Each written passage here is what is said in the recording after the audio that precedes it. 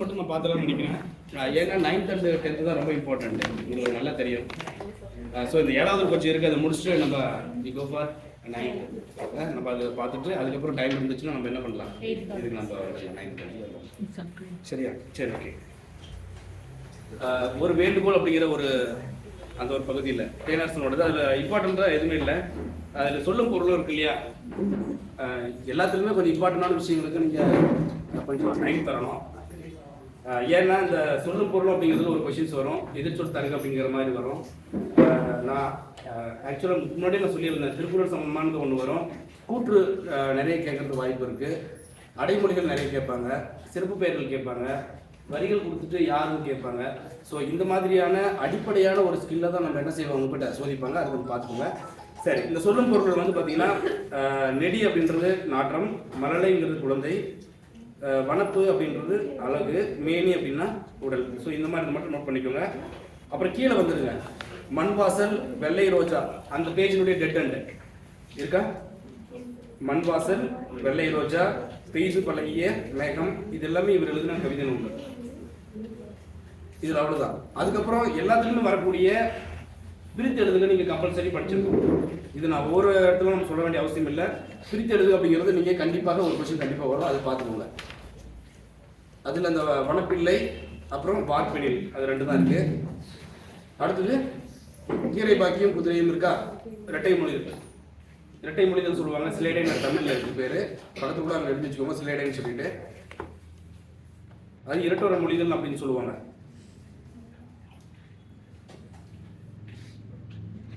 ஓகேவா? அதில் காலமேக புலவர் அப்படிங்கிறவர் மட்டும் நீங்கள் தெரிஞ்சு வச்சுக்க போதும். சிலேடை பாடுவதில் வல்லவர் யாருன்னு கேட்டால் உங்களுக்கு காலமேக புலவர் அல்லது இரட்டோர மொழிதல் வந்து பெயர் பெற்றவர் அப்படின்னு சொல்லிட்டு, அது மட்டும் போதுமானது. அப்புறம் பரி அப்படின்னா குதிரை, அதை நோட் பண்ணிக்கோங்க. அடுத்து நெக்ஸ்ட் பேஜ் போயிடலாம். அப்புறம் இயற்பெயர், எல்லாத்துலேயுமே இயற்பெயர், சிறப்பு பெயர் இதெல்லாமே கேட்பாங்க. ஸோ காலமேக புலவருடைய இயற்பெயர் வரதன் அப்படிங்கிறது. சரியா? வரதன் அப்படிங்கிறது காலமேக புலவருடைய அதாவது அப்பா அம்மா வச்சு பேர் தான் இயற்பெயர், உங்களுக்கு நல்லா தெரியும் இல்லைங்களா? சிறப்பு பெயர் அப்படிங்கிறது புலவர்களால் வைக்கக்கூடிய பெயர்.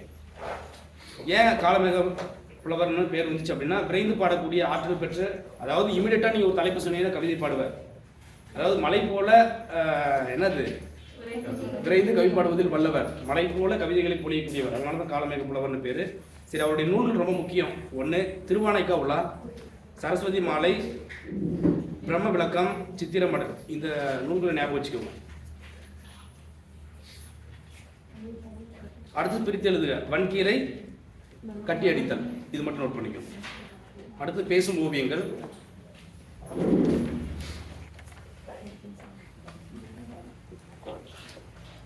நுண்கலைகள் ஒன்று ஓவியம், நமக்கு நல்லாவே தெரியும் இல்லைங்களா? அதாவது 4th புல்லட்டின், அதில் இம்பார்ட்டன்ட் மட்டும் நான் குறித்து கொடுத்துட்றேன். குகை ஓவியங்கள் பெரும்பாலும் எப்படி இருக்குன்னா கோட்டு ஓவியமாக தான் இருக்கும். நம்ம கோல் எடுத்துக்கள்னு சொல்கிற மாதிரி கோட்டு ஓவியங்களால் தான் குகை கல்வெட்டுகள் வரையப்படும். அடுத்தது சித்தன்னவாசல் அப்படிங்கிறது சுவர் ஓவியங்களுக்கு ரொம்ப பெயர் பெற்ற இடம், நல்லா தெரியும். சித்தன்னவாசல் ஓவியம் ரொம்ப ஃபேமஸான ஒரு ஓவியம். அதில் அந்த ஓவியம் வரைக்கூடிய அந்த துணியை பல பெயர்களால் கொண்டு அழைப்பார்கள். ஒன்று வந்து எழினி, திரைச்சிலை, கிளி, படம்.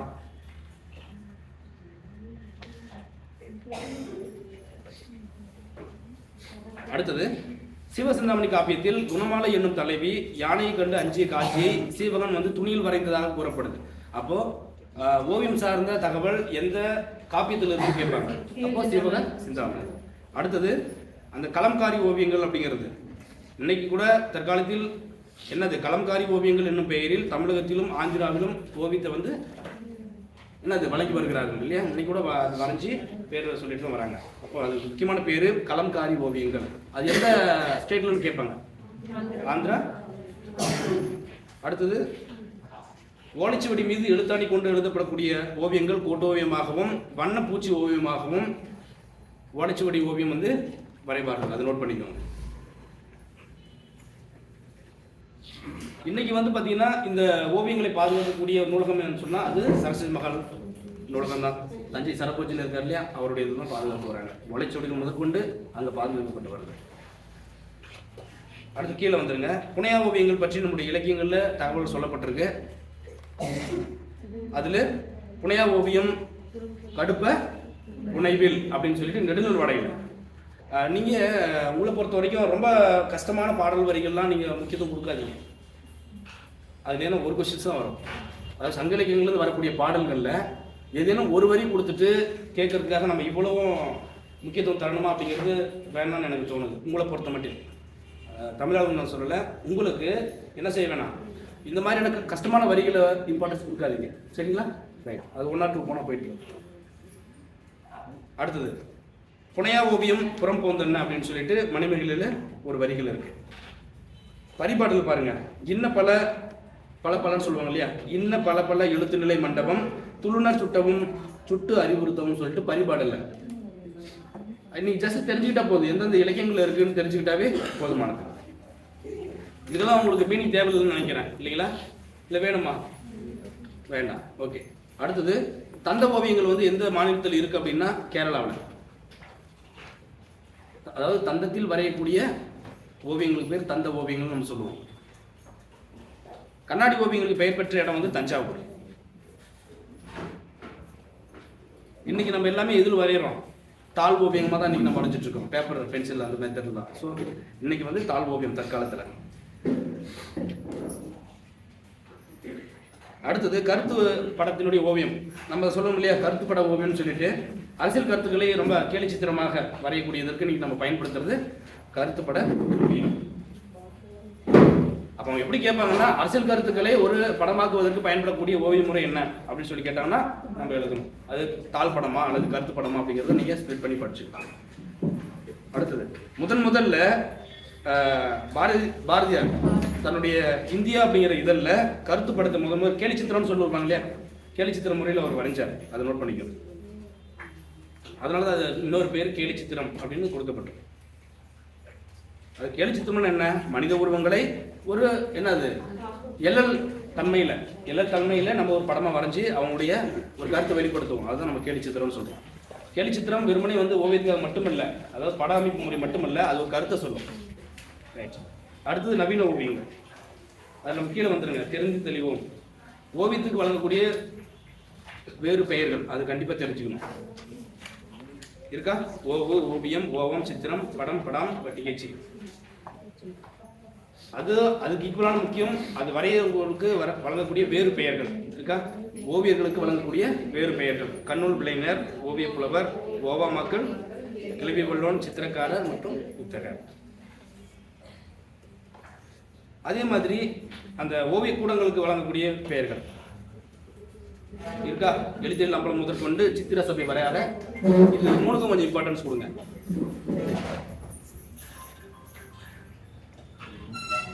இந்த ஓவியத்தில் வந்து புதுமையை புகுத்தியவர் நமக்கு நல்லாவே தெரியும். யாரு? ரவிவர்மா. ஏன்னா ரவிவர்மா ஓவியம் அப்படின்னாவே ரொம்ப ஃபேமஸ் ஆனது. ஸோ ஓவியங்களில் புதுமையை புகுத்தியவர். அது இங்கே இல்லை, அவர் ஐரோப்பா. ரவிவர்மா. சரி, நாட்காட்டி ஓவியம் வரையக்கூடிய முறையில் முன்னோடியாக சொல்லப்படுபவர் யார் அப்படின்னா கொண்டையராஜ். அந்த நாட்காட்டி ஓவியங்களுடைய வேறு பேர் என்னது? பசார் பெயிண்டிங். எஸ். உகை ஓவியங்களில் வண்ணம் தீட்ட பயன்படுகின்ற பொருட்கள் ஒன்று என்னது? மண் துகள். நகைச்சுவை உணர்வு வெளிப்படுமாறு வரையப்படக்கூடிய ஓவியம் தான் கேலி சித்திர ஓவியங்கள். அது அதுக்கப்புறம் எல்லாமே பிரித்தெழுதுகள் இருக்கு, அதை பார்த்துக்கோங்க. அப்புறம் முதல்ல கருத்து படங்களை அறிமுகப்படுத்தினவர் நோட் பண்ணிக்கோங்க. எஸ், பாரதியார். கலம்காரி ஓவியம் என்று அழைக்கப்படுவது துணி ஓவியங்கள். மன்னர்களினுடைய ஆணைகளையும் அரசு ஆவணங்களையும் செப்பேடு மீது குறித்து பாதுகாத்தனர். அந்த செப்பேடு மீதும் அது ஓவிய முறை தான் இருக்குங்க. அடுத்தது சரஸ்வதி மகால் நூலகத்தை பற்றின தகவல். தொன்மையான நூலகங்கள் ஒன்று இந்த சரஸ்வதி மகால் நூலகம்.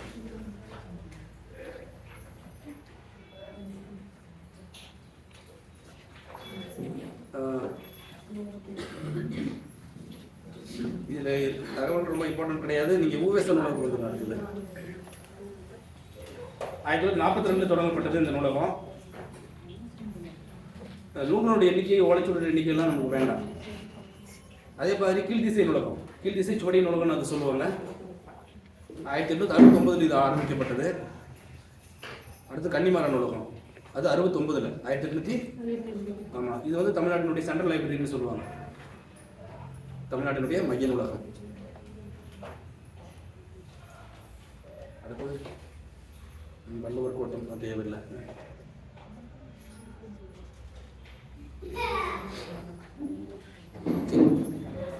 அடுத்தது திருவள்ளுவர் சிலை கன்னியாகுமரி வந்துருங்க. அவருடைய தகவல்கள் நிறைய கொடுத்துருக்காங்க, பட் அது இம்பார்ட்டன்ஸ் கிடையாது. எப்போ தொடங்கப்பட்டது, அவருடைய அடியெல்லாம் உங்களுக்கு நல்லா தெரியும். இதில் ஒரு தகவல் என்ன அப்படின்னா, இந்த ஒவ்வொரு அதிகாரங்களும் உணர்த்துவதற்கேற்ப அந்த ஒரு வடிவமைப்பு இருக்கும். என்ன அப்படின்னா, அதனுடைய பீடத்தினுடைய அடி உயரம், அதில் பார்த்தீங்கன்னா 38 அடிக்கு கொண்ட அந்த பீடத்தினுடைய அடி உயரம் இருக்கும். மற்ற 2 அதிகாரங்களுடைய அளவு அடிப்படையில் அதனுடைய உயரம் இருக்கும். கீழே பேஸ் மட்டும் 38 அடி இருக்குங்களா, அது வந்து அறத்துப்பாலில் சேர்ந்துடும். பொருட்பால் இன்பத்துப்பால் மொத்தம் 70, ஒரு 25, 95 அடி. அந்த 95 அடி சேர்ந்தது தான் என்னவா இருக்கும், சிலை இருக்கும். ஸோ ஒட்டுமொத்தமாக எவ்வளோ இருக்கும்? எஸ். ஸோ இது மட்டும் ஒன்று தெரிஞ்சுட்டா போதும், மற்றது இது இம்பார்ட்டன்ஸ் இல்லை. உங்களுக்கு இதெல்லாம் இந்த தகவல் கேட்க மாட்டான். அவன் கேட்கறது என்ன அப்படின்னா, திருக்குறள் அதோடைய வேறு பெயர், அவருடைய சிறப்பு பெயர் இதிலேயே முடிச்சுட்டு போயிடுவாங்க. அல்லது திருக்குறளுடைய முதல் பாதி கொடுத்துட்டு நான் சொன்னேன் இல்லையா, இது அடுத்த பாதி, அல்லது நீங்கள் நிரப்புற மாதிரி அந்த மாதிரி கொடுத்துட்டு போயிடுவான். அது இம்பார்ட்டன்ட் இல்லை. அடுத்தது உலக தமிழ்ச்சங்கம் மதுரையில் எப்போ நடந்துச்சுன்னு சொல்லி கேட்பாங்க. 1981 உலக தமிழ் மாநாடு 1981 நடைபெற்றது. கீழே சிற்ப கலைக்கூடம் பூம்புகார், அதாவது புகார் நகரத்தை பற்றி. அப்போ 2000 ஆண்டுகளுக்கு முன்னு சோழர்களுடைய தலைநகரம் நோட் பண்ணிக்கோங்க, பூம்புகார். அது காவிரி பூம்பட்டினம்னு சொல்லுவோம், அல்லது புகார் அப்படின்னு சொல்லுவோம். இந்த நகரத்தை, அதாவது பூம்புகாரை பற்றின தகவல் எந்த காப்பியங்கள்ல இருக்கு அப்படின்னா, சிலப்பதிகாரத்திலும் சங்க நூல்களான பட்டினப்பாளையம் தான் இருக்கு. அந்த நூல்கள் எப்படி குறிப்பிடப்பட்டிருக்கு அப்படின்னா, இருக்கு இல்லையா, மருவூர் பாக்கம் அது இருக்கு, மருவூர் பாக்கம் பட்டினப்பாக்கம் 2 இருக்கு. அது எந்த விதமான மக்கள் வாழ்வாங்க அப்படிங்கிற தகவல் அதுக்கப்புறம் அது நமக்கு தேவையில்லை. அப்போ பூம்புகார் கடற்கரையில் ஒரு சிற்ப கலைக்கூடம் எப்போ ஆரம்பிக்கப்பட்டது அப்படின்னா 1973.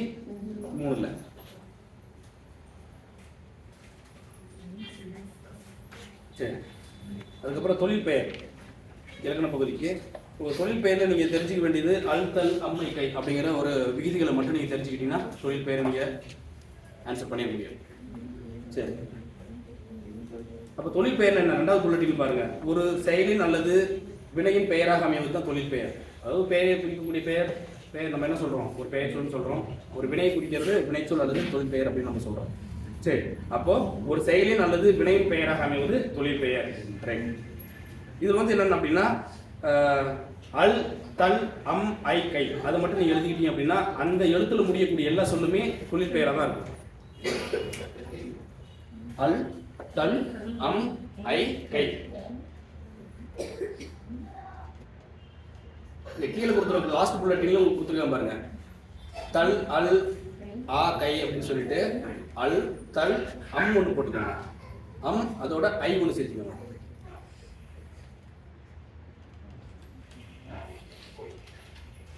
அதே மாதிரி தொழில் பெயருடைய வகைகள் என்ன அப்படின்றது அடுத்த கொஸ்டினா இருக்கும் உங்களுக்கு. அப்போ தொழில் பெயர் 3 வகை இருக்கு இல்லையா. 1 முதல்நிலை தெரிந்த விகுதி பெற்ற, அவ்வளவுதான். ஸோ அப்போ தொழில் பெயருடைய வகை எத்தனை அப்படின்றது 3. அதனுடைய விகுதியில் யாவைன்னு கேட்பான். அப்போ அல் தல் அம்மை கை இதனுடைய விகுதியில் தெரிஞ்சுக்கிட்டா போதும். அப்புறம் எந்த சொல்லை கொடுத்துட்டு இது எந்த சொல்லுன்னு கேட்டாலும் நம்ம என்ன செஞ்சிட முடியும், அது வினையாளனை பெயரா தொழில் பெயரா அல்லது எந்த ஒரு பெயரை கொடுத்து கேட்டாலும் நம்மளால எழுதிட முடியும். ஸோ இந்த ஒரு விகுதி மட்டும் தெரிஞ்சுக்கோங்க. அதுக்கு அடுத்த பக்கமும் உங்களுக்கு கொடுத்துருக்காங்க தெளிவா இருக்குங்களா. தல் அல் அம் ஐ கை இருக்கா, அந்த வை கூ பூ இதெல்லாம் வேண்டாம். பேசிக்காக நான் சொன்ன அல் தல் அம் ஐ கை இது மட்டும் நீங்கள் தெரிஞ்சுக்கிட்டா போதுமானது.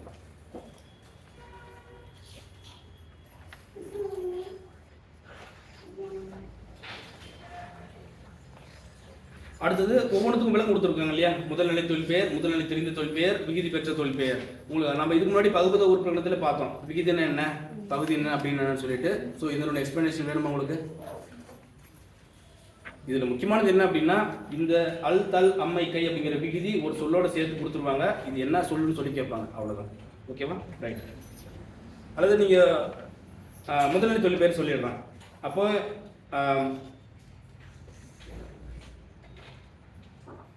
வானில் இடி இடித்ததுன்னு இருக்கா? அப்போ இடி அப்படிங்கிறது அது என்னது? ரூட் வேர்டு, விகுதி, அதாவது பகுதி இல்லையா? அந்த பகுதி. அப்போ இடித்தல், அது தல் வந்துருதா? அடுத்தது. ஸோ இப்படி வந்தால் அது முதல்நிலை தொழில் பெயர். அப்போ விகுதி அதாவது பகுதி மட்டுமே வந்து அது தொழில் பெயரை உணர்த்தும். அதனால் அது முதல்நிலை. பகுதி என்றாலும் முதல்நிலை என்றாலும் ஒன்று தான். அதே போல் நீங்கள் அழுத்தல் அம்மை கை அப்படிங்கிற விகுதி இந்த பகுதியோடு சேர்த்து வந்துச்சுன்னா அது பேர் என்ன சொல்லுவோம்? நம்ம விகுதி பெற்ற தொழில் பெயர் சொல்லுவோம். இந்த பகுதியிலேயே அதனுடைய அடிப்பகுதி, அதாவது ரூட்னு சொல்லுவோம். ரூட்டினுடைய முதல் எழுத்தோ அல்லது இரண்டாவது எழுத்தோ அல்லது இரண்டு எழுத்துக்களுமே என்ன ஆகும் அப்படின்னா திரிஞ்சிருக்கும், மாறி இருக்கும். ஸோ இது பேர் என்னது? திரிந்த தொழில் பெயர். அது எது தெரியுது? முதல்நிலை தெரியுது. அதனால முதல்நிலை திரிந்த தொழில் பெயர் சொல்லுவோம். அப்ப கீழே பாருங்க, முதல்நிலை தெரிந்த தொழில் பெயர்ல பேரு அப்படின்னு இருக்கு, இருக்கா? தமிழ் படிக்கும் பேரு பெற்றேன், உணவின் சூடு குறையவில்லை. அப்போ பெறுதல் பேரு. அப்போ பே அப்படிங்கிற குறியிலானது பே அப்படிங்கிற நெடில மாறி இருக்கு. அப்போ பெரு அப்படிங்கிறது பேரு. புரியுதா புரியலீங்களா? ரைட். ஓகே. அப்போ தமிழ் படிக்கக்கூடிய பேரு பெற்றேன். பெரு அப்படிங்கிறது பெறுதல் அப்படிங்கிற பொருள். ஆனால் பேரு பெற்றேன், அந்த பெருமையை பெற்றேன்னு சொல்லி மாறும். அடுத்தது இதோட டெஃபினேஷன் மட்டும் நீங்கள் தெரிஞ்சுக்கோங்க. அப்போ ஒவ்வொன்றுடைய டெஃபினேஷன் என்ன அப்படின்னா, இங்கே பாருங்க, ஏவல் ஒருமை வினையாக அமையும் வினைச்சொற்களின் பகுதியை தான் நம்ம முதல்நிலைன்னு சொல்கிறோம், இருக்கா? பகுதியை தான் நம்ம முதல்நிலைன்னு சொல்கிறோம். அடுத்ததுல திரிதல் அப்படிங்கிறது அந்த பகுதி தெரியுது. ஸோ அதனால அது திரிந்த தொழில் பெயரில் வருது. அடுத்ததுல வரக்கூடியது முதல்நிலையில் உருவாகக்கூடிய அந்த தொழில் பெயர் தான் முதல்நிலை தொழில் பெயர்னு நம்ம சொல்கிறோம். ஃபார் எக்ஸாம்பிள் நம்ம கொடுத்துட்டோம் பேரு, பேரு அப்படிங்கிறதும் சுடு, சூடுங்கிறதும் அது உங்களுக்கு தெரிஞ்சிடும். ஸோ இது மாதிரி மட்டும் நீங்கள் தெரிஞ்சுக்கிட்டா போதுமானது. மூணாவது ஒன்று ஃபஸ்ட்டு சொன்னது தான் சொல்கிறேன். அழுத்தல் அம்மைக்கை அப்படிங்கிற விதியை நீங்கன்னா அந்த சொற்களோட நீங்கள் கடைசியில் ஐடென்டிஃபிகேஷன் பண்ணீங்க அப்படின்னா அது கண்டிப்பாக தொழில் பெயர் அப்படிங்கிறது நீங்கள் கண்டுபிடிச்சிடலாம். ஸோ இந்த 3 விஷயங்களை மட்டும் தான் நீங்கள் தெரிஞ்சுக்க போகிறீங்க. இந்த ஒரு 3 விஷயம், அப்புறம் தொழில் பெயருடைய வகைகள் எத்தனை, அதனுடைய விகுதிகள். விகுதிகள் வந்து இது மட்டுமே லிமிட்டட் கிடையாது. அல் தல் அம்மைக்கை அப்படிங்கிறது இந்த லிமிடேஷன் கிடையாது, நிறைய இருக்கு. ஜஸ்ட் தெரிஞ்சுக்கிட்டா போதும். அடுத்தது பின்வருவன அது இருக்கா? சரியான விடையை தேர்ந்தெடுத்துங்க. பின்வருவனவற்றுள் விகுதி பெற்ற தொழில் பெயர் எது? இப்படி தான் கொடுப்பான். நான் அதனால தான் முன்ன சொன்ன அல் தல் அம்மைக்கையை நோட் பண்ணி வச்சுக்கோங்க. இப்போ ஃபார் எக்ஸாம்பிள் எழுது, பாடு, படித்தல், நடின்னு கொடுத்துருக்கான். அது உங்களுக்கு தெளிவாக தெரியும். தல் விகுதி வந்திருக்கு, அதனால தேர்ட் ஆப்ஷன். சரி, அதே மாதிரி முதல்நிலை தொழில் தெரிந்த தொழில் பெயர் எதுன்னு கேட்டிருக்கான். நடு, விழு, எழுதுதல். நீங்க தெளிவாக கண்டுபிடிக்கணும் அப்படின்னா எந்த ஆப்ஷன்ல நெடில மாறி இருக்கு அப்படின்னு கண்டுபிடிச்சிங்கன்னா ஈஸியா கண்டுபிடிச்சிடலாம். ஸோ ஊரு. ரைட். அடுத்து பொறுத்துக்க பார்த்துக்கோங்க. இது பேஸ் பண்ணி தான் பொறுத்துக்க கொடுத்துருக்கான். ஓட்டம், அம் வந்துருச்சா? அல்தல் அம். ஸோ அது தொழில் பெயரில் அடைக்கலாம். பிடி முதல்நிலை தொழில் பெயர், அது எந்த மாற்றமும் இல்லை. அதனால சூடுங்கிறது ஸோ கலைச்சொற்களை பார்த்துக்கோங்க. சரிங்களா? நிறைய தெரிஞ்சு கலைச்சொற்கள் இருக்கும், தெரியாததை பார்த்துக்கோங்க. அடுத்தது 7வதுல தேட்டம்.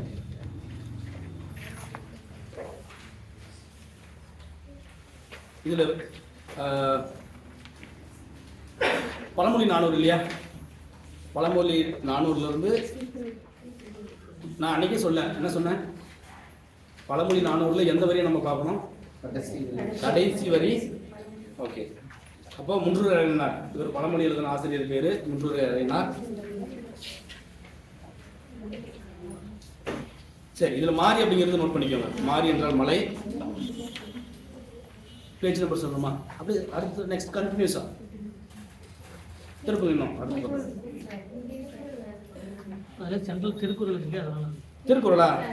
திருக்குறளா சொல்லிட்டேன் ஆல்ரெடி, வேண்டாம். திருக்குறள் நமக்கு தேவையில்லை. அதில் எப்படி கேட்பான்றதை நான் அன்றைக்கி சொல்லிட்டேன். ஓகே. மாறி என்றால் மலை, மடமகள், இளமகள், அதை நோட் பண்ணிக்கோங்க. சரி, கீழே வந்துருங்க. நூல் வெளியில் கொடுத்துருக்கானா? பழமொழி 400, இதனுடைய ஆசிரியர் முன்றூர் அறையினார். இதுதான் இம்பார்ட்டன்ட்.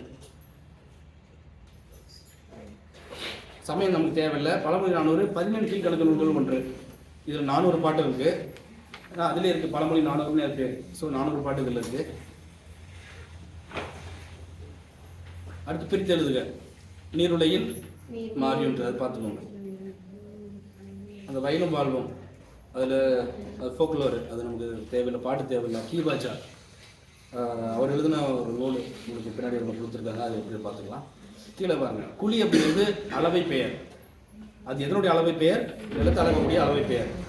ஜான் என்பது லீட்டர் அளவை பெயர். இது ரெண்டும் தெரிஞ்சு வச்சுக்கோங்க. அடுத்த பேச்சு கொடுக்கலாம்.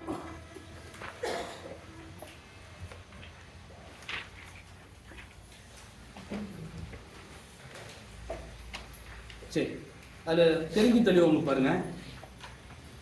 நெல்தாளில் எஞ்சியிருக்கக்கூடிய நெல்மணிகளை பிரிப்பதற்காக மாடுகளை கொண்டு மிதிக்க செய்வர். இதற்கு போர் அடிக்கிறது.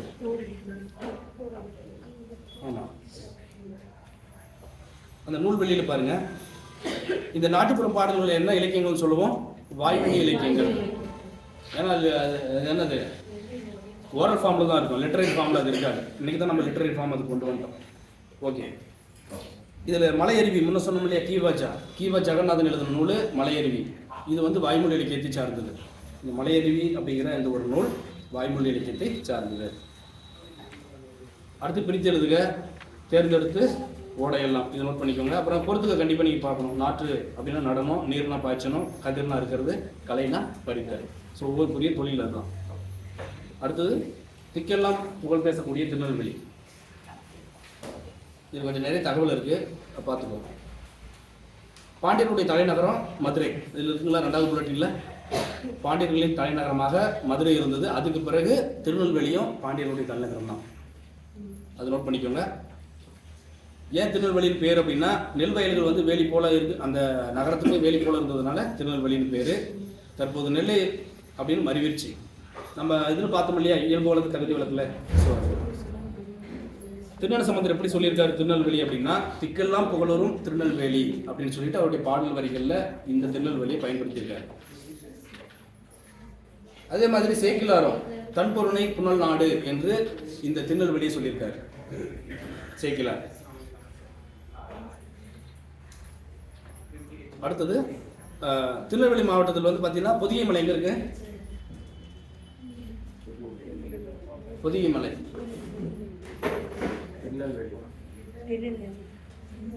இப்ப எந்த மாவட்டத்தில் இருக்கு? திருநெல்வேலி மாவட்டம். யார சொன்னாங்களே நீங்களா? தென்காசி டிஸ்ட்ரிக்ட் இல்லையா? Okay right. இப்போ அடுத்தது தெரிந்து தெளிவம் வந்துருவோம். வேணுவனம் அப்படிங்கிறது இந்த திருநெல்வேலிக்கு தற்போது வழங்கக்கூடிய இன்னொரு பேர். மூங்கில் காடுன்னு அதுக்கு இன்னொரு பேர் இருக்கு. ஏன்னா மூங்கில்கள் நிறைந்த அந்த இடம் அப்படிங்கிறதுனால. அப்போ மூங்கில் நெல் மிகுதியாக விளைந்தமையால் அப்பகுதி நெல்வேலி அப்படின்னு சொல்லிட்டு பேர். அதுக்கப்புறம் அதுக்கு ஒரு சிறப்பு விகுதி கொடுத்து அது அடைமொழிலாம் கொடுத்து திருநெல்வேலின்னு வச்சுட்டாங்க. ரைட். சிலப்பதிகாரத்தில் இளங்கோடிகள் சொல்லியிருக்காரு பாருங்க, பொதியிலாயினும் இமயமாயினும் பதியெழு அரியாய் பழங்குடி அப்படின்னு சொல்லிட்டு அதனுடைய பெருமை பேசியிருக்காரு. ரைட். அடுத்தது இங்கே தான் குற்றாலமலை இருக்கு. இங்கே பொதிகை மலையில் தான் நம்ம என்ன சொல்லுவோம்? குற்றாலமலை. திருக்குற்றாலக்குறவஞ்சி நம்ம திருக்கூடராசப்ப கவிராயருடையது. அந்த மலையினுடைய பெருமை பேசக்கூடிய பாடல் தான். அந்த பாட்டு வரை தான் இருக்கு பாருங்க. வானரங்கள் கனி கொடுத்து மந்தியோடு கொஞ்சம் மந்தி சிந்தும் கனிகளுக்கு வான்கவிகள் கெஞ்சன்னு சொல்லிட்டு திருக்கூடராசப்ப கவிராயர் திருக்குற்றாலக்குறவஞ்சியில் இந்த பொதிகை மலையினுடைய சிறப்பை பேசியிருப்பார். சரி ரைட். அப்போ திருக்குற்றாலக்குறவஞ்சி யார் எழுதுந்து? திருக்கூடராசப்ப கவிராயர். அடுத்தது திருநெல்வேலி பகுதியை வளம் செழிக்க செய்யக்கூடிய ஆறு தாமிரபரணி. இதனை தான் தன்பொருணை நதி அப்படின்னு சொல்லி இதுக்கு முன்னாடி சங்க இலக்கியத்தில் சொன்னாங்க. தன்பொருணை நதி அப்படிங்கிறத இன்னைக்கு நம்ம தாமிரபரணின்னு சொல்லிட்டு இருக்கோம். அடுத்தது நெல்லிக்காய் உற்பத்தியில் தமிழகத்தில் நெல்லை மாவட்டம் தான் முதலிடம். தாமிரபரணி அந்த ஆறு கடலோடு கலக்கக்கூடிய இடத்தில் கொர்க்கை என்னும் துறைமுகம். அது பாண்டியனுடைய துறைமுகம் இல்லையா? பாண்டியனுடைய துறைமுகம் கொர்க்கை துறைமுகம். இந்த கொர்க்கையில் விளையக்கூடிய இந்த முத்து தான் உலகத்திலேயே மிகவும் சிறப்பு வாய்ந்த முத்து. அதுதான் நற்றினையில் பாட்டு வரி இருப்பாருங்க. முத்துப்படு பரப்பின் கொர்க்கை முன்துறை. அப்ப அங்க முத்து அப்படிங்கிற அந்த ஒரு சொல்லாட்சி இருக்கு பாருங்க. கொர்க்கையில் பெருந்துறை முத்து அகநானூரில் சொல்லப்படுது. இங்கே முத்து அப்படிங்கிற வார்த்தை பயன்படுத்துறோம். அடுத்தது இந்த யவனர்கள், கிரேக்க ரோமாபுரி நாடுகளை சேர்ந்தவர்கள் என்று சொல்லக்கூடிய யவனர்கள் இந்த முத்துக்களை விரும்பி வாங்கினாங்க.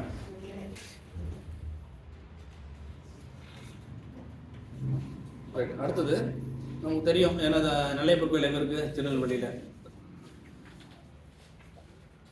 அடுத்து திருஞான சம்பந்தர் அந்த பாடல் வரி பாருங்க. திங்கள் நாள் விழா மல்கு திருநெல் வேலியுரை செல்வர் தாமி. அப்போ நெல்வயல்களை வேலி மாதிரி கொண்டிருந்த இந்த திருநெல்வேலியை பற்றி அவருடைய பாடல்ல பாடியிருக்காரு திருஞான சம்பந்தர்.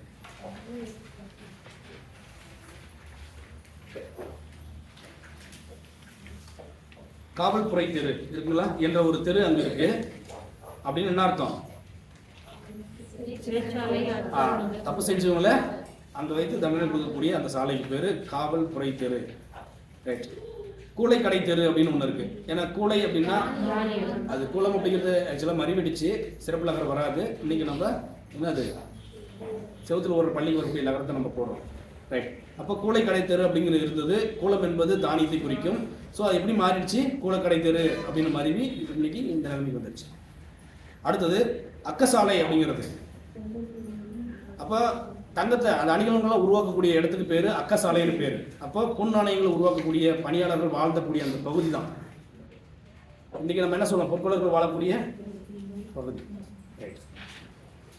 அக்கசாலை பேருன்னு சொல்லிட்டு பேர். அடுத்தது தெரிந்து தெளிவும். இம்பார்ட்டன்ட் என்ன அப்படின்னா ஆதிச்சநல்லூர் வரலாற்று சிறப்புமிக்க இடம். அது எங்க இருக்குன்னா திருநெல்வேலியில. எஸ், அந்த ஆதிச்சநல்லூர் அந்த அகழ்வாய்வில் தான் முதுமக்கள் தாலி கிடைச்சது. திருநெல்வேலியில ஆதிச்சநல்லூர் இருக்கக்கூடிய அகழ்வாய்வில் முதுமக்கள் தாலிகள் கண்டெடுக்கப்பட்டது. அடுத்தது இப்போ எங்க இருக்குன்னா அந்த ஆதிச்சநல்லூர் தூத்துக்குடி மாவட்டத்தில் இருக்கு.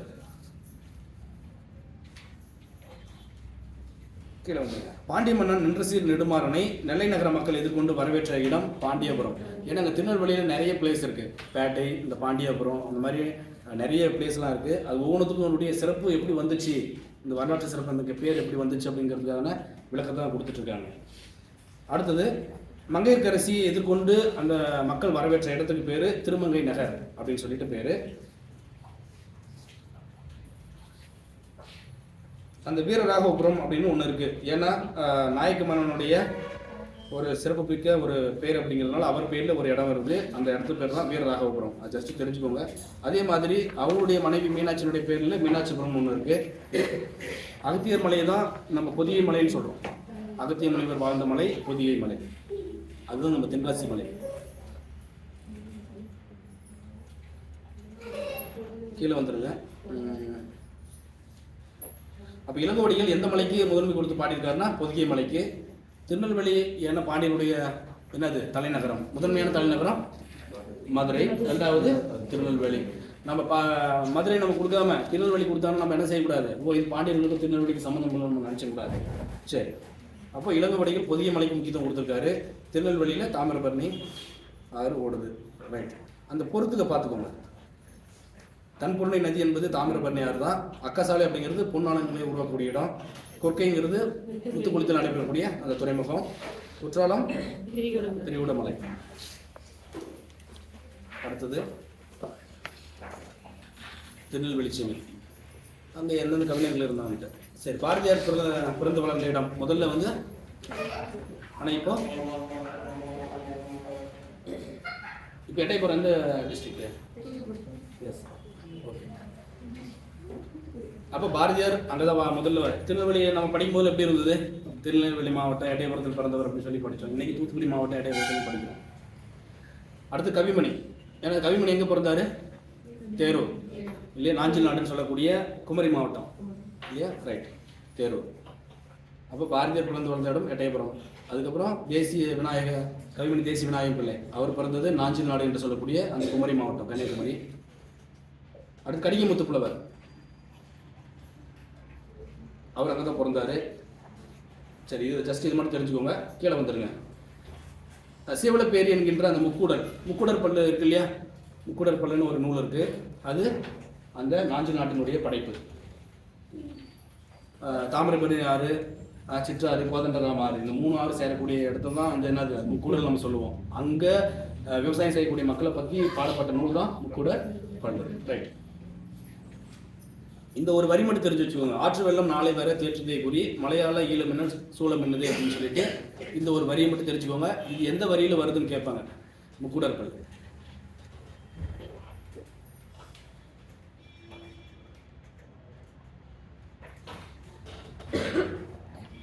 அடுத்தது திருநெல்வேலியிலிருந்து திருச்செந்தூருக்கு போற வழியில ஸ்ரீவைகுண்டம் நம்ம வந்து இன்னைக்கு ஸ்ரீவைகுண்டம் சொல்றோம் இல்லையா? ஸோ அது இதுக்கு முன்னாடி வைத்திருந்த பெயர் ஸ்ரீவைகுண்டம். நாம இன்னைக்கு ஸ்ரீவைகுண்டம் மாத்திட்டோம்.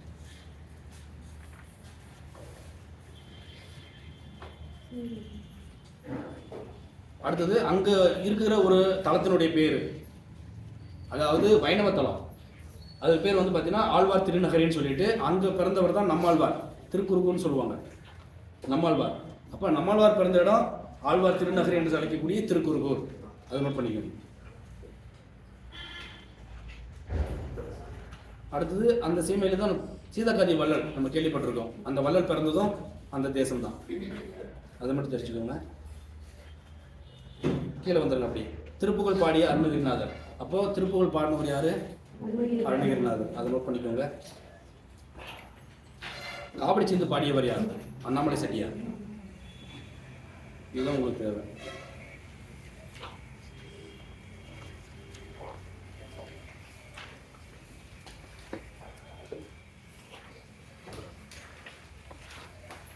சரி, கீழே உட்காந்து. திருஞான சம்பந்தர் பாருங்க, அந்த குற்றாலத்தை எப்படி பாடியிருக்காருன்னா, நுண்துளி தூங்கும் குற்றாலம். இந்த குற்றாலனுடைய அருவியை வந்து புகழ்ந்து பாடும்போது நுண்துளி தூங்கும் குற்றாலம் என்று பாடியவர் யாருன்னு கேட்டா திருஞான சம்பந்தர். கவி இல்லாமலேயே மனசை கவரக்கூடிய இடம் என்று சொல்லக்கூடியதும் இந்த குற்றாலம் தான். அந்த உற்றாரை யான் வேண்டேன், ஊர் வேண்டேன், பேர் வேண்டேன், சொந்த பந்தம் யாரும் வேணாம், எதுவும் வேணாம் அப்படின்னு சொல்லி பாடினவர் மாணிக்க வாசகர். அதை நோட் பண்ணிக்கோங்க. அந்த ஃபர்ஸ்ட் வரியை மட்டும் நோட் பண்ணிக்கிட்டா போதும்.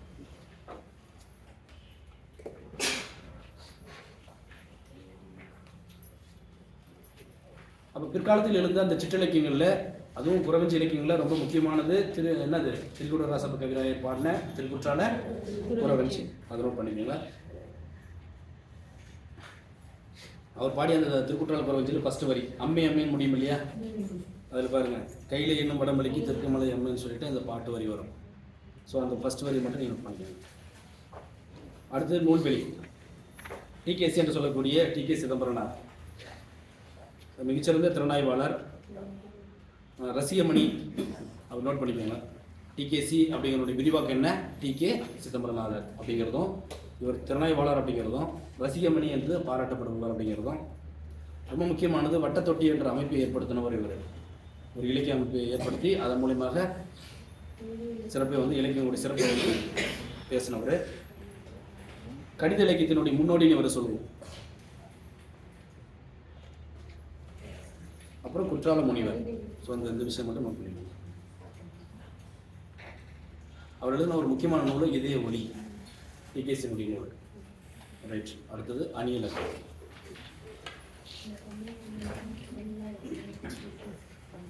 அணி என்பதனுடைய பொருள் உங்களுக்கு தெரியும், அழகு அப்படின்னு அர்த்தம். அப்போ ஒரு செய்யுளை சொல்லாலும் பொருளாலும் அழகு பெற செய்வது எவ்வாறு அழைப்பதுன்னு கேட்டா அணி. அவ்வளவுதான். இதில் நீங்க தெரிஞ்சுக்க வேண்டியது அணியினுடைய வகைகள். ஓமை என்னன்னு தெரியணும், ஓமேயம் அப்படின்னு என்னன்னு தெரியணும். ஓமானம் அப்படிங்கிறது நீங்க தெரிஞ்சுட்டாலும் சரி, எனக்கு தேவையில்லை. சரி, ஓகே. ஓமைன்னு உங்களுக்கு நல்லாவே தெரியும். இப்போ ஓமைன்னு என்ன அப்படின்றத நம்ம பார்த்துருவோம். இங்க பாருங்க, ஒப்பிட்டு கூறக்கூடிய பொருள். ஒப்பிட்டு கூறக்கூடிய பொருளை தான் நம்ம ஓமைன்னு நம்ம சொல்றோம். ஒன்று ஃபர்ஸ்ட். ரெண்டாவது, இதுல நான் ஒரு சில எக்ஸாம்பிள் போட்டு சொல்லிட்டு அதுக்கப்புறம் நான் இதுக்கு உள்ள வரேன். ஒரு பாடலில் ஓமையும் ஓமேயம் வந்து ஓம உறுப்பு வெளிப்படையாக வந்துச்சுன்னா அது ஓமைனி. சரிங்களா? ரெண்டாவது, எடுத்துக்காட்டு ஓமைனு ஒன்று கொடுத்துருக்கான் பாருங்க. அடுத்த பக்கத்துல எத்தனாவது புல்லட்டின்? 5வது புல்லட்டின் பாருங்க.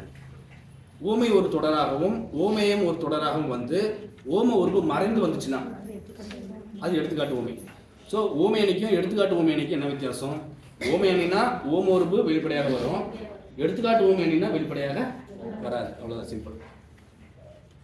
ரைட். சரி, இதில் ஓமை அணி கொடுத்துருக்கேன்னா லெஃப்ட் சைடு வந்துருங்க.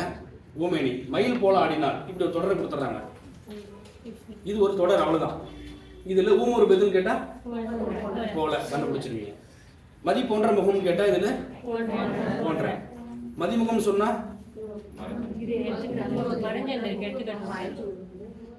அப்ப அது எடுத்துக்காட்டு ஓமைன்னு சொல்லிடுறீங்களா? அது அது உருவகம்னு நம்ம சொல்லணும். ஸோ இதுக்கான எக்ஸாம்பிள்ஸ் நமக்கு நிறைய இருக்கும், பட் வரையறை இருக்குது, அது நமக்கு வேண்டாம். இங்கே நம்ம கொடுத்துருக்கிறது மட்டும் பார்த்துக்கலாம். ஓம உறுப்புகளில் ஒரு சில ஓம உறுப்புகள் மட்டும் நீங்கள் தெரிஞ்சுக்கோங்க. போல, குறைய, ஒப்ப, உருளை, மான, கடுப்பை, இந்த மாதிரி ஒரு சில ஓம உறுப்புகள் மட்டும் ஞாபகம் வச்சுக்கோங்க. ஃபார் எக்ஸாம்பிள் உங்களுக்கு கேட்கக்கூடியது வெளிப்படையாக கேட்பாங்க. ஒன்று போல, குறைய அல்லது ஒரு ஒப்ப, அதிகபட்சமாக போனேன். இது 3 மட்டும் ஞாபகம் வச்சுக்கோங்க. அப்போ ஒரு தொடரில் இந்த ஒரு சொல்ல நீங்கள் பார்த்தீங்கன்னாலும் இது ஓம் என்னன்னு கண்டுபிடிச்சிடலாம். ஓமை என்னன்னு கண்டுபிடிச்சிடலாம். அல்லது இது ஒரு ஓமை தொடர் அப்படிங்கிறது. சரி, இது ரொம்ப இம்பார்ட்டன்ஸ் நீங்கள் கொடுக்க வேண்டாம். திருக்குறள் கொடுத்துருக்காங்க பாருங்க, இந்த மாதிரி அவங்க கொடுப்பாங்க. அகழ்வாரை தாங்கும் நிலம் போல. ஸோ இந்த போலன்னு வந்துச்சுன்னா என்ன பண்ணலாம் நீங்கள்? ஓம் ஒரு வந்திருக்கு. ஸோ அது ஓமை அணின்னு நம்ம சொல்ல முடியாது. ஓம் ஒரு பயிட்டு வந்திருக்குன்ற ஒரு செயல். ஓகேவா? ரைட். அடுத்தது கீழே வந்துருங்க. ஊமையணின்றதுக்கான வரையறை தெரிஞ்சுக்கோங்க. ஒரு பாடலில் ஓமையும் ஊமையும் வந்து ஓம் உறுப்பு வெளிப்படையாக வந்தால் அது ஓமையணி. இது தெரிஞ்சுக்கோங்க. கீழே உங்களுக்கு ஓம் உறுப்பு கொடுத்துருக்கான். 12 கொடுத்துருக்கானா? 10 தான் கொடுத்துருக்காங்க, ஒரு 2 கொடுக்கலையா? சரி, ஓகே, அது உங்களுக்கு தெரிஞ்சுக்கிட்டா போதுமான. அடுத்தது எடுத்துக்காட்டு ஓமையணி அப்படின்றது தொட்டனைத்து ஒரு மணற்கேணி மாந்தருக்கு கட்டணைத்து ஒரு அறிவன் கொடுத்துருக்கான். இது எப்படி எடுத்துக்காட்டு ஓமையணிக்கு வரும்? இதை கொடுத்துட்டு எந்த அணின்னு கேட்டாலும் என்ன பண்ணுவீங்க? ஏன்னா ஓம் உறுப்பு இல்லை, ஆனால் எடுத்துக்காட்டு ஓமையை எப்படி கண்டுபிடிக்க முடியும்? இல்லை, அதுதான் வரையறை கீழே பார்க்கணும். ஓமை ஒரு தொடராகவும், இதுல 2 தொடர் இருக்கு இல்லையா? மேல 1 கீழே 1. என்ன சொல்லியிருக்காங்க? ஓமை ஒரு தொடராகவும் ஓமேயம் ஒரு தொடராகவும் வந்து ஓம் உறுப்பு மறைந்து வந்தால் அது எடுத்துக்காட்டு ஓமை. ஃபார் எக்ஸாம்பிள் இதுல கொடுத்துருக்காங்க பாருங்க. இதில் தொட்டனைத்து ஒரு மணற்கேணி என்பது ஒரு தொடர், அதான் ஓமை. அப்போ ஒரு மனுஷனுக்கு படிக்க எவ்வளவு அறிவு வருங்கிறதுக்கு எது ஓமையை பயன்படுத்தியிருக்காங்க? மண்ணவோ அல்லது ஓகே தோண்ட எப்படி அறிவு வளருமோ அது போல அப்படிங்கிறத நம்ம புரிஞ்சுக்கணும். அப்போ மனசு அறிவு பெறுகிறதுக்கு எதை எல்லாமே எடுத்துக்காட்டா சொல்லியிருக்காங்க? மண்ணை தோண்டுவதை வந்து ஓமையா சொல்லியிருக்காங்க. அது நம்ம அப்படி புரிஞ்சுக்கணும். ஸோ ஒன்றை விளக்குவதற்காக இன்னொன்று எடுத்துக்காட்டாக பயன்படுத்துவது எடுத்துக்காட்டு ஓமையணி. அங்கே ஓம உறுப்பு வெளிப்படையாக ஒன்றுன்ற அவசியம் இல்லை, அவ்வளோதான். அப்போ நாம அந்த புரிதலை எப்படி எடுத்துக்கணும்? அது போல அப்படின்னு நாமளாக எடுத்துக்கணும். சரி, அடுத்து இல்பொருள் ஓமையணி. அப்போ பேரில் இருக்கு இல்லாத ஒரு பொருளை வந்து ஊமையாக்கி நம்ம சொல்றது. ஃபார் எக்ஸாம்பிள் 2 கொடுத்துருக்காங்க. என்ன கொடுத்துருக்காங்க? மாலை வெயிலில் மலைத்தூறல் பொன்மலை பொழிந்தது போல் தோன்றியது. மலை தூறது வந்து பொன்மலை, தங்கமலை பெய்யுமா என்ன? அது இல்லாத ஒண்ணு. அதே போல காளை கொம்பு முளைத்த குதிரை போல, காளை கொம்பு முளைச்ச மாதிரி குதிரை கொம்பு முளைக்குமா என்ன? இது நடக்காத ஒண்ணு. ஸோ அப்ப இல்லாத ஒன்றை வந்து நம்ம பேசக்கூடிய அணிதான் என்னது?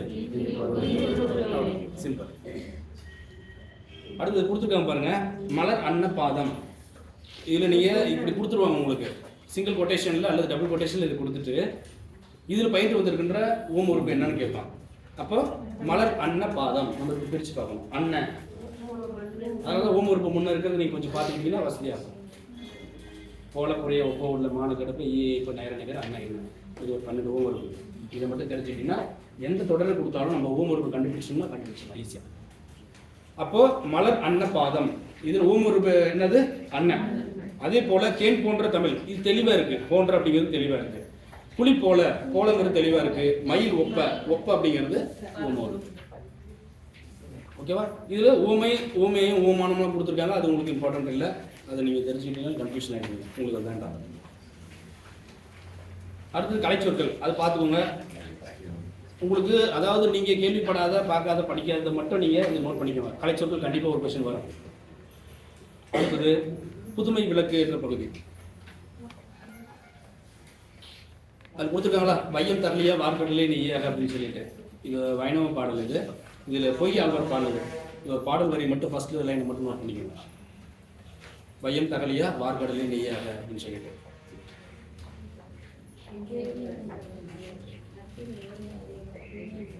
அடுத்தது இதுல வையம் என்றால் உலகம், இடராளி அப்படிங்கிறது துன்பக் கடல்.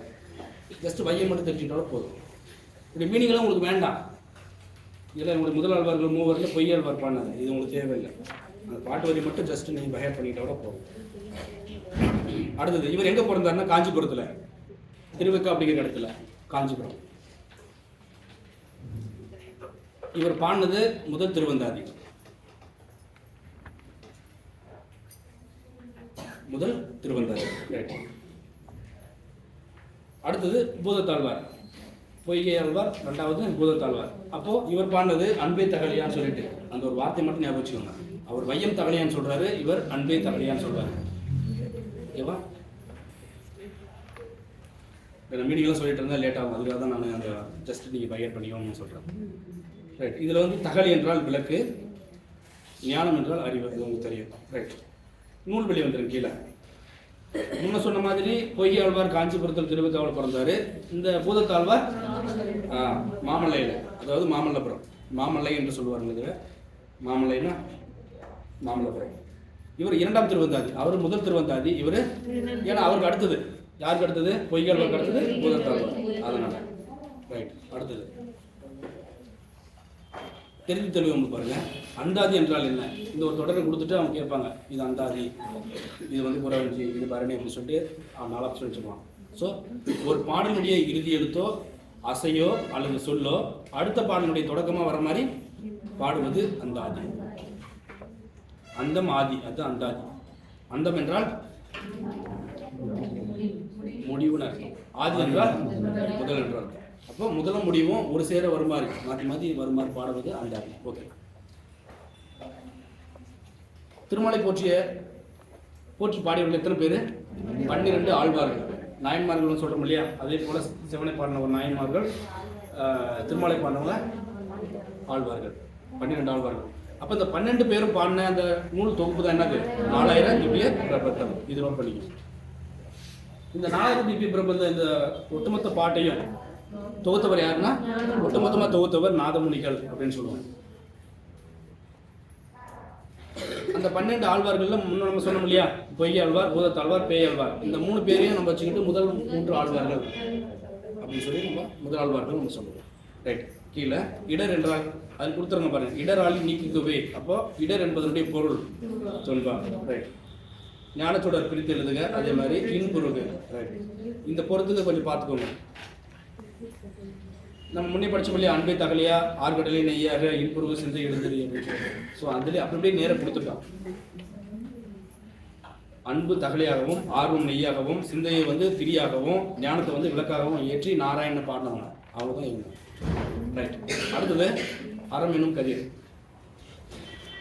அறநெறிச்சாரம், முனைப்பாடியார் பாடினது. முனைப்பாடியார் பக்கத்துலேயே நீங்கள் அறநெறிச்சாரம் எழுதி வச்சுக்கோங்க. அவங்க கேட்கறது கூட தான் கேட்பாங்க. சொல்லும் பொருளும் பாருங்க. வித்து என்றால் விதை, நிலன் கீழே இருக்கு. நான் மேலே எழுதி சொன்னேன், வேற ஒன்றும் இல்லை, கீழே இருக்கு. நூல்வெளியில இருக்கா உங்களுக்கு? இவர் இயற்றிய அறநெறிச்சாரம், முனைப்பாடியார் பாட்டு கொடுத்துருக்காங்க. இவருடைய அறநெறிச்சாரத்திலிருந்து ஒரு பாட்டு கொடுத்துருக்காங்க. அப்போ இந்த பாட்டு எந்த நூலில் இருக்குன்னா அறநெறிச்சாரத்தில் இருக்கு. அது எழுதினவர் முனைப்பாடியார். ஸோ இவர் இயற்றியது அறநெறிச்சாரம். 225 பாட்டு இருக்கு இதில் இருக்கு. அந்த எண்ணிக்கை தெரிஞ்சு வச்சுக்கோங்க.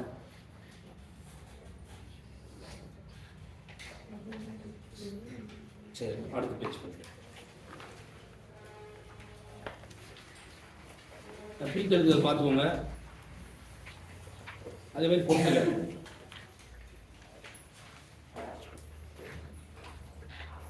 அது வேண்டாம், பொறுத்துக்க வேண்டாம். அதுக்கு அடுத்து ஒப்புரவு நெறி. அதில் இந்த புல்லட்டின் கீழே வந்துருங்க. சென்டரில் உலகம் உண்ண உண், உடுத்த உடுப்பாய் அப்படின்னு பாடினவர் யாருன்னா பாரதி தாசன். உலகம் உண்ண உண் என்று பாடியவர். அடுத்தது இங்கே புறநானூரில் பாருங்கள், செல்வத்து பயன் இதழ். உண்மையிலே செல்வம் வச்சிருக்கணும், 4 பேர் கொடுக்கணும் அப்படிங்கிற அந்த மீனிங் தான். செல்வத்து பயன் இதழ் எந்த நூல் சொல்லிச்சுன்னா புறநானூறு. ஆமாம். அடுத்தது திருக்குறள் கொடுத்துருக்காங்க, அது ஓகே விட்டுருங்க. நூல்வெளியில் அடுத்த பக்கம் வந்துருக்காங்க. மக்கள் பணியை இறைப்பணியாக எண்ணி தன்னுடைய வாழ்நாள் முழுவதும் தொண்டு செய்தவர் குன்றக்குடி அடிகளார். நோட் பண்ணிக்கலாம். திருக்குறள் நெறியை பரப்போதை தன்னுடைய வாழ்நாள் முழுசும் கடமையாக கொண்டவர். இப்போ நம்ம இதுக்கு முன்னாடி திருக்குறள் வி முனுசாமி பார்த்தோமா, அதே போல குன்றக்குடி அடிகளார் திருக்குறள் மீது ரொம்ப பற்று கொண்டு திருக்குறளை பரப்பியவர் இவர். அவர் எழுதும் நூல் பாருங்க, நாயன்மார் அடிச்சுவட்டில், குறட்செல்வம், ஆலயங்கள் சமுதாய மையங்கள் அப்படின்னு சொல்லிட்டு இவர் எழுதின நூல்கள். இது நோட் பண்ணிக்கணும். அவர் என்னென்ன இதழ்கள் நடத்தினார் அப்படின்னா, அருளோசை, அறிக அறிவியல்,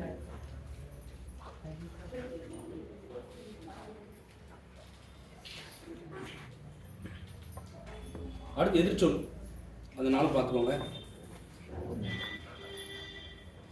இந்த எதிர்ச்சொல் வந்து கண்டிப்பாக ஒரு கொஸ்டின் வரும். அடுத்தது உண்மை ஒளி.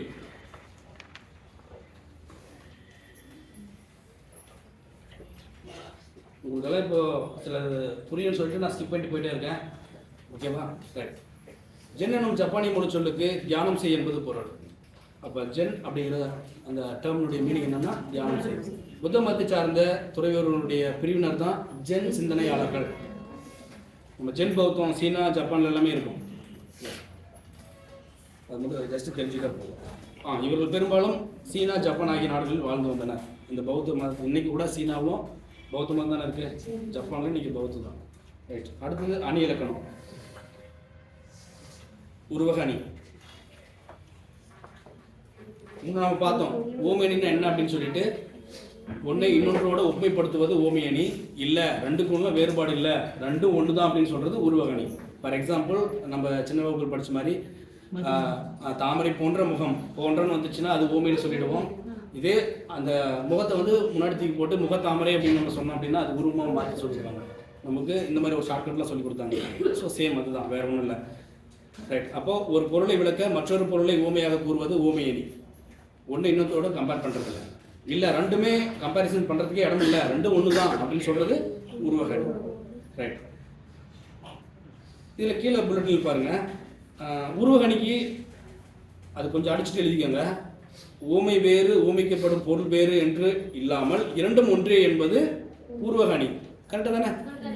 ரைட். சிம்பிள். அப்படியே முடிச்சுக்கோங்க. ரைட். கீழே பாருங்க, தேன் போன்ற தமிழ் என்று கூறுவது ஓமை. தேன் போன்ற தமிழ்ல தமிழ் முன்னாடி போடுங்க, தமிழ் தேன் அப்படி மாத்திக்கலாமா? தமிழ் தேன் மாத்தினா அது உருவகமாக மாறிடும். அவ்வளவுதான். அதே மாதிரி நிறைய எக்ஸாம்பிள்ஸ் கொடுத்துருக்காங்க.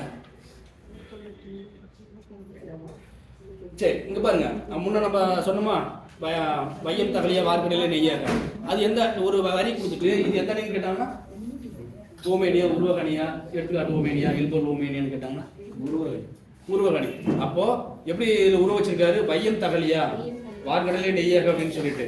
இதுல முன்ன நம்ம சொன்னோம் இல்லையா, இது கொடுத்துருக்க பாருங்க, பூமியை அகல் விளக்காகவும் கடலை வந்து எண்ணெயாகவும்.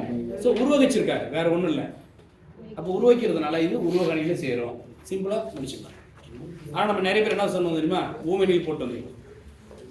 நான் பண்ணுற மிஸ்டேக் ஓமெனில் போட்டுருவோம். ஸோ அதை கரெக்டாக பார்த்துக்கோங்க. அதுக்காக தான் அந்த பொய்யாளருடைய பாட்டை இங்கே கொண்டு வந்து வச்சிருக்காங்க எக்ஸாம்பிள். அடுத்தது ஏகதேச உருவகணி. அதில் 4வது புல்லட்டின் பாருங்க, கூறப்படும் இரு பொருள்களில் இருக்கா, கூறப்படக்கூடிய இரு பொருள்களில் ஒன்றை மட்டும் உருவகப்படுத்தி மற்றொன்றை உருவகப்படுத்தாம விட்டுறது. அது கொடுத்துட்டா பாருங்க, ஏகதேசம்னா ஒரு பகுதி மட்டும் நம்ம உருவகம் பண்ணிட்டு மற்றதை உருவகம் பண்ணாம விட்டுறது. அப்ப இதுல எக்ஸாம்பிள் கொடுத்துருக்காங்களா, பெருமைக்கும் யானை சிறுமைக்கும் தத்தம் கர்மமே கட்டளை கல்னு கொடுத்துருக்காங்க. அப்ப என்ன அர்த்தத்துல, இதே ஏகதேச உருவகணிக்கு எக்ஸாம்பிள் கொடுத்துருக்காங்க.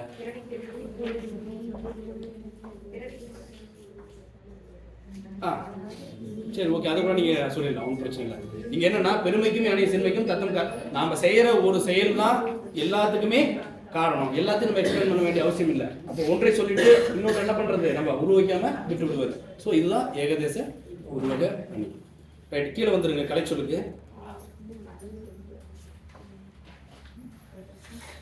இங்க இந்த பெருமைக்கும் சிறுமைக்கும் கர்மமே கட்டளைக்கல்னு சொல்லிட்டாரா. கட்டளைக்கல்னா என்ன?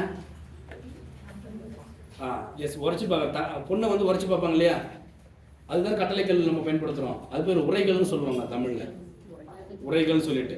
அப்போ இதில் பாருங்க, வள்ளுவர் மக்களின் செயல்களை பொன்னினுடைய தரத்தை அறிய உதவும் உரைகளாக உருவகம் செய்துவிட்டு, ஆனால் அவங்க எப்படி இருப்பாங்க அப்படிங்கிறத சொல்லவே இல்லை. அவருடைய கேரக்டர் மட்டும் இப்படி இருந்துச்சுன்னா அவங்க நல்ல கேரக்டராக இருந்தால் இப்படி இருப்பாங்க. இல்லை இவங்களோட கேரக்டர் மோசமாக இருந்துச்சுன்னா இவங்க எந்த வழியில் வேணால் மோசமாக போகலாம். அப்போ மோசமாக போகிற வழிக்கு வந்து அவர் உருவாக்கவே இல்லை. ஸோ இந்த ஒரு விஷயத்தை மட்டும் சொல்லிட்டு மற்ற விஷயங்களை சொல்லாமல் விட்டுறாரு. அது அவங்களுக்கு புரிஞ்சுப்பாங்க அப்படிங்கிறதுனால தான். ஸோ அப்போ ஒரு விஷயத்த சொல்றது மட்டும்தான் என்னது புரிதலுக்கு போதுமானது, மற்றது அவங்களே புரிஞ்சுப்பாங்க அப்படிங்கிறதுனால தான் ஒன்றை உருவகம் செய்து விட்டு மற்றொன்றெல்லாம் என்ன பண்றாரு, மற்றொன்று இல்லை மற்றது எல்லாமே உருவகம் செய்யாமல் விட்டுறாரு. ஸோ இது ஏகதேச உருவகணி. அடுத்தது திருக்குறள் நீங்க பார்த்துக்கோங்க. கலைச்சொற்கள் கண்டிப்பா நீங்க பார்த்துக்கணும். ஆமாம். அடுத்தது கண்ணதாசனுடைய பாட்டு வரி, அது உங்களுக்கு தேவையில்லை, பாடல் வரி. அதில் சொல்லும் பொருளும் பாருங்க. தாரணி இல்லை, அது கால் அழிச்சிருங்க. தரணி என்றால் உலகம், இரக்கம்னா கருணை, உங்களுக்கு தெரியும். அதில் இம்பார்ட்டன்ஸ் வேற எதுவும் இல்லை. நூல்வெளிக்கு வந்துருங்க. அவருடைய இயற்பெயர் முத்தையா. கவியரசு என்று அழைக்கப்படக்கூடிய மனிதரும் இவர் தான். தமிழக அரசனுடைய அரசவை கவிஞராக இருந்திருக்காரு. யாருக்கு அப்புறம்? இவர் எழுதின முக்கியமான ஒரு நூல் இயேசு காவியம். அடுத்து பிரித்து எழுதுக. மலையளவு, தன்னாடு, இவை இல்லாது, இதெல்லாம் பார்த்துக்கோங்க. அடுத்து தன்னையறிஞர் பிருந்தா, அவங்களுடைய அவங்க இப்போ தற்கால எழுத்தாளர். இவங்களுக்கு ஒரே ஒரு படைப்பு மட்டும், மகளுக்கு சொன்ன கதை, அது மட்டும் நோட் பண்ணிக்கலாம். அடுத்தது கண்ணியமான தலைவர் காகிதமில்லை, அது கீழே வந்துடுங்க.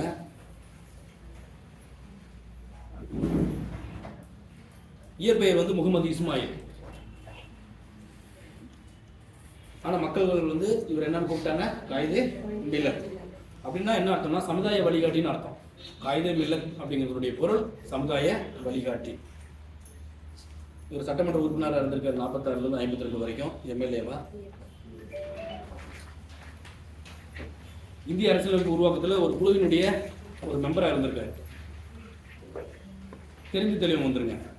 அவரை பற்றி அண்ணா என்ன சொன்னார், பெரியார் என்ன சொன்னார் அப்படிங்கிறது.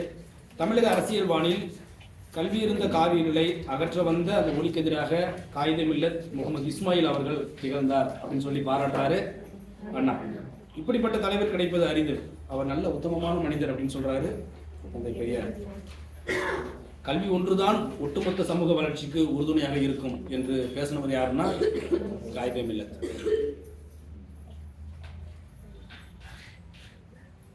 கல்வி மிகுந்திடில் கழிந்திடும் மடமை, அந்த கூற்றுக்கு உரியவர் யாருன்னாலும் காயிதே மில்லத் தான். சொல்ற பாருங்க, கல்வி மிகுந்திடில், படிப்பு அதிகமாச்சுன்னா அவங்ககிட்ட அறியாமை போயிடும் அப்படின்னு அவர் சொல்றாரு. அதே மாதிரி நம்ம ஜமால் முகமது காலேஜ் இருக்குல்ல திருச்சியில், அதுவும் நம்ம பரூக் காலேஜ், இது ரெண்டுமே தொடங்குவதற்கு கேரளாவில் இருக்கிற பரூக் காலேஜ் சொல்லிட்டு, இந்த ரெண்டுமே ஆரம்பிக்கிறதுக்கு முதன்மை காரணமாக இருந்தவர் நம்ம காயிதே மில்லத். இன்னைக்கு நம்ம ஆளுங்களாம் நிறைய பேர் போஸ்டிங்கில் இருக்கிற அத்தனை பேரும் எங்கே எஃபில் பண்ணாங்க, ஜமால் முகமது தான் பண்ணியிருப்பாங்க. Yes, right. அடுத்தது இந்திய நாட்டினுடைய கனிம வளங்களை பற்றி நம்முடைய பாராளுமன்றத்தில் பேசினவரே இவர் தான்.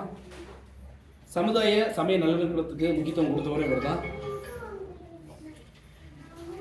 முன்னதை சொன்ன மாதிரி தான், காயிதே மில்லத்தினுடைய பொருள் சமுதாய வழிகாட்டி. இவர் ஒத்துழைமை இயக்கத்தில் கலந்துருக்காரு. அதுக்கப்புறம் எதிரொலித்து முத்துமொழி, இது பிரித்து எழுத பார்த்தோம். அடுத்தது பயணம் அப்படிங்கிற ஒரு படைப்பில் சப்ளிமெண்ட்ரியில் பாவனம். அவங்க நம்ம பார்க்க வேண்டியது நூல்கள் மட்டும்தான்.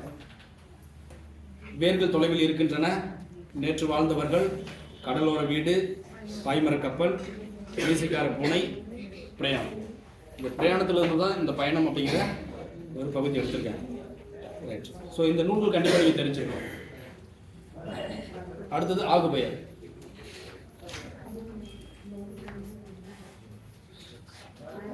உங்களுக்கு ஆகுபெயருடைய வகைகள் ஃபஸ்ட்டு தெரியணும். 6 வகை இருக்குது. அதுக்கப்புறம் வேறு 15 வகைகள் இருக்குது, அது நமக்கு தேவையில்லை. ஆகுபெயர்கள் 6 வகை, அது மட்டும் ஃபஸ்ட்டு தெரிஞ்சுக்கோங்க. அப்போ இந்த 4வது புல்லட்டின் வந்துருங்க. 3வது புல்லட்டின், ஒன்றன் பெயர் அதனை குறிக்காமல் அதனோடு தொடர்புடைய வேறொன்றிற்கு ஆகி வருவது ஆகுபெயர். இந்த டெஃபினேஷன் நீங்கள் தெரிஞ்சுக்கணும். ஃபார் எக்ஸாம்பிள் முன்னே கொடுத்துருக்காங்க, வீட்டுக்கு வெள்ளையடித்தான் அப்படின்னு சொல்லிட்டு, அங்கே வெள்ளை என்பது எதை குறிக்கிறது அப்படிங்கிறத பொறுத்து தான் அது ஆகுபெயரில் அடங்குமா அடங்காதான் சொல்கிறாங்க. இப்போ வெள்ளைங்கிறது எதை குறிக்க, எதை குறிக்காது. அப்போ ஒரு பொருள் எதற்கு வந்து ஆகி வருகிறது அப்படிங்கிறத வச்சு தான் நம்ம ஆகுபெயர். ஃபார் எக்ஸாம்பிள், இத்தொடரில் வெள்ளை என்பது வெண்மை நிறத்தை குறிக்கவில்லை. இப்போ வெள்ளைன்னு சொன்னால் நம்ம ஒயிட் கலர் தான் நினச்சிட்டு இருப்போம். இல்லை, அந்த கலர் இருக்கக்கூடிய பொருளை குறிக்குது. அவ்வளோ. அடுத்தது இந்த பொருளாகு பெயர், இடவாகு பெயர், இதெல்லாம் ரொம்ப இன்டெப்த்தாக போக மாட்டான். நீங்கள் ஜஸ்ட் ஆகு பெயர்னா என்ன, அவருடைய வரையறை, இதை மட்டும் நீங்கள் தெரிஞ்சுக்கணும். அடுத்தது இரட்டை கிளவி. இல்லைன்னா அந்த எக்ஸாம்பிள் மட்டும் நீங்கள் தெரிஞ்சுக்கிறீங்களா? எக்ஸாம் மட்டும் தெரிஞ்சுக்கிட்டீங்கன்னா கூட அது எக்ஸாம்பிள் கொடுத்துட்டோன்னா அப்புறம் எந்த இதுன்னு கண்டுபிடிச்சிக்கலாம். ஓகே, பொருளாக பெயர் இதில் இருக்கா? பொருளாக பெயர் அப்படிங்கிறது வரையறை உங்களுக்கு தெரியணும். இதோட இன்னொரு பேர் முதலாக பெயர். அப்படி வேறு பேரும் தெரிஞ்சுக்கோங்க. பொருளாக பெயருடைய இன்னொரு பேர் முதலாக பெயர். சரியா? அதில் இருக்கு பாருங்க, ஒரு பொருளின் பெயர் அதன் சினையாகிய உறுப்புக்கு ஆகி வருவது பொருளாக பெயர் எனப்படும். இப்போ நம்ம சொல்றோம் இல்லையா, அந்த பூசணி சாம்பார் சுவையாக இருந்தது நம்ம சொல்றோம். அப்போ பூசணி சாம்பார் சுவையாக இருந்துச்சுன்னா பூசணிங்கிறது எது குறிக்கும்? தொட்டு இந்த எக்ஸாம்பிள் தான் நம்ம பயன்படுத்திட்டு வரோம். நிறைய எக்ஸாம்பிள் இருக்கு. பூசணிங்கிறது எதை குறிக்கும்? நம்ம காய் தான் நம்ம நினச்சிட்டு இருக்கோம். பூசணிங்கிறது வேர்ல இருந்து காய் வரைக்கும் வர அத்தனையுமே பூசணி தான்.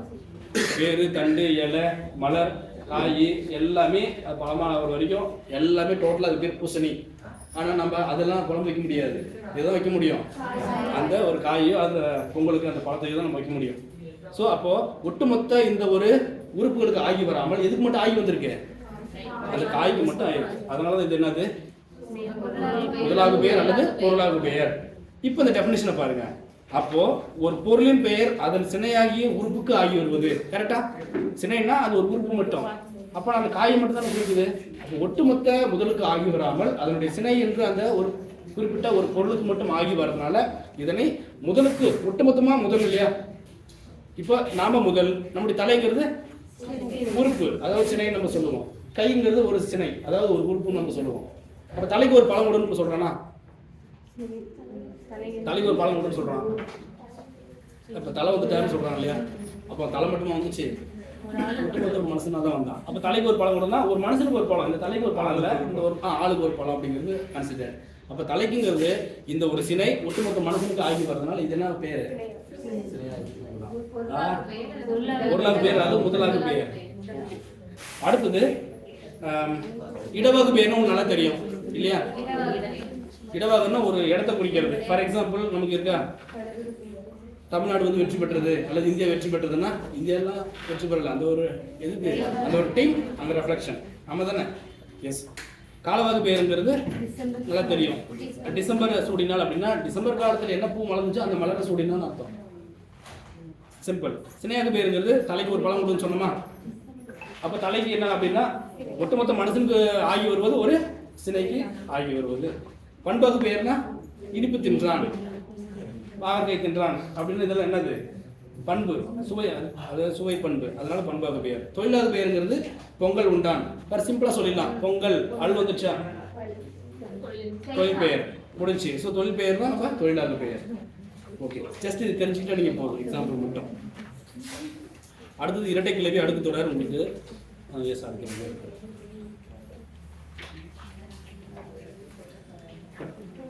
இரட்டை கிளவி உங்களுக்கு கண்டிப்பாக இதில் எதுவும் ஒன்று கேட்பான். இரட்டை கிளவி அடுக்கு தொடர் இந்த அந்த வார்த்தைகளை கொடுத்துட்டு உங்களுக்கு கேட்பான், வேற ஒன்றும் இல்லை. ஃபார் எக்ஸாம்பிள் புல்லட்டினில் அந்த அடுக்கு தொடருக்கு முன்னாடி வாங்க, இரட்டையாக இணைந்து வந்து பிரித்தால் பொருள் தராத சொற்களை இரட்டை கிளவின்னு சொல்லுவோம். எப்படி வரும்? இரட்டையாக இணைஞ்சு வரும், பிரிச்சா பொருள் தராது, அவ்வளோதான். இரட்டை என்றால் ரெண்டு, கிளவி என்றால் சொல்லு, அப்போ சேர்ந்து வரக்கூடிய சொல்லு, அதுதான் இரட்டை கிளவி. ரைட்டு. அதுக்கு எக்ஸாம்பிள் கொடுத்துட்டான், மலமலன்னு, கலகல, விறுவிறுன்னு சொல்கிறோமா? இது எல்லாமே இரட்டை கிளவி. அடுத்து தொடர் பாருங்க, பாம்பு பாம்பு பாம்பு, நீங்கள் தனியாக பிரித்தா பொருள் கொடுக்கும். ஆமாம் தானே? வா வா வா, போ போ போ, நெல் நெல் நெல், நட நட, இதெல்லாமே மீனிங் தரும். இதெல்லாமே அடுக்கு தொடர். ஸோ அடுக்கு தொடருடைய வரையறை என்ன? ஒரு சொல் ஒன்றுக்கு மேற்பட்ட முறை தொடர்ந்து வருவதை அடுக்கு தொடர்னு சொல்கிறோம். நீங்கள் அதுக்கு முன்னாடி எதுவும் எழுத வேண்டாம், அச்சம் விரைவு சின்னமாக தேவையில்லை, அதை தமிழக யூஸ் ஆகும். உங்களுக்கு எப்படி இருக்கணும்? ஒரு சொல் ஒன்றுக்கு மேற்பட்ட தடவை தொடர்ந்து வந்து பொருள் தரணும், அவ்வளோதான், சிம்பிள். அது அடுத்த புல்லட்டின் பாருங்க, ஒவ்வொரு சொல்லும் பொருளுடையது. எப்படி கொடுத்துருக்கான்? அடுத்தொடரில் ஒரு சொல் பல முறை வந்தாலும் அது பொருளுடைய சொல்லாக இருக்கணும். பொருள் இல்லைன்னா அதுக்கு அடுத்தொடர்ன்ற அர்த்தம் கிடையாது, பேரும் கிடையாது. அடுத்தது மீனிங் கொடுத்துருக்காங்க பாருங்க, ரெண்டுக்கும் இல்லைன்னா டிஃபரன்சியேஷன். இது சங்க இலக்கியத்தில் வருது. ஒவ்வொரு சொல்லும் பொருள் உடையத்தின் மூலம் காட்டுவோம். அது அப்படி வராது, எல்லா சொல்லும் பொருள் குறித்து வரும், தொல்காப்பியத்தில் வரக்கூடிய. சரி, அடுத்த தொடர் இரட்டை கிளவி. ஓகேவா? அடுக்கு தொடர் இரட்டை கேள்வி அந்த ஒரு டிஃபரன்ஷியேட் பண்ணியிருக்காங்க பாருங்க. அது எது நீங்கள் இதை ஃபர்ஸ்ட் அடுக்கு தொடர் மட்டும் பார்ப்போம்.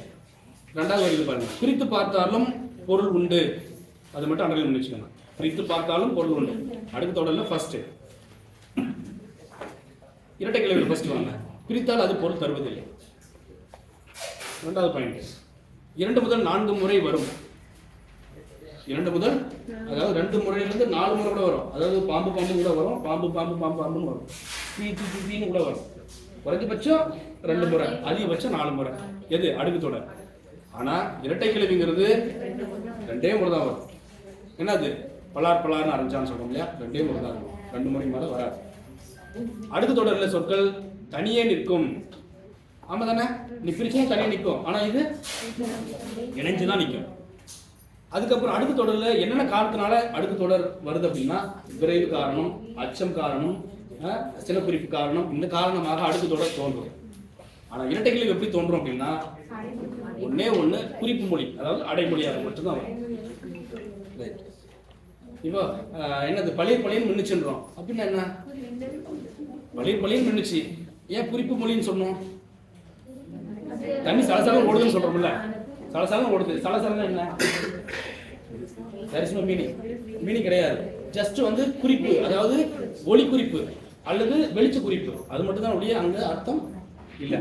ஆனா நீ இரட்டை கேள்வி பாருங்க, இப்ப என்னது நட நட அப்படின்னு சொன்னா பிரிச்சீங்கன்னா மீனிங் இருக்கு, நட நட இருக்கு. தீ தீ தீன்னு சொன்னா பிரிச்ச மீனிங் இருக்கு. அடுத்தது கலைச்சொற்கள் பார்த்துக்கோங்க. அதில் சேரிட்டி, டாக்டரின் இருக்கா, இந்த ப்ரீச்சிங், இந்த மாதிரி எல்லாம் பார்த்துக்கோங்க.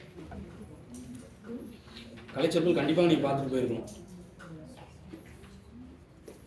இப்போ 6th 7th முடிஞ்சில்ல, இப்போ 9th நம்ம இதை முடிச்சிடணும். இம்பார்ட்டன்ட் நம்ம 9th 10th நம்ம கொடுத்துட்டு அப்புறம் நம்ம பார்த்துக்கலாம். டைம் இருந்தால் 8th பார்ப்போம்.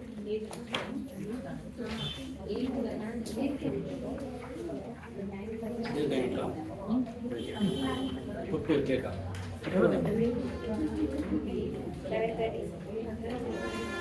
11:30. சரி ஓகே,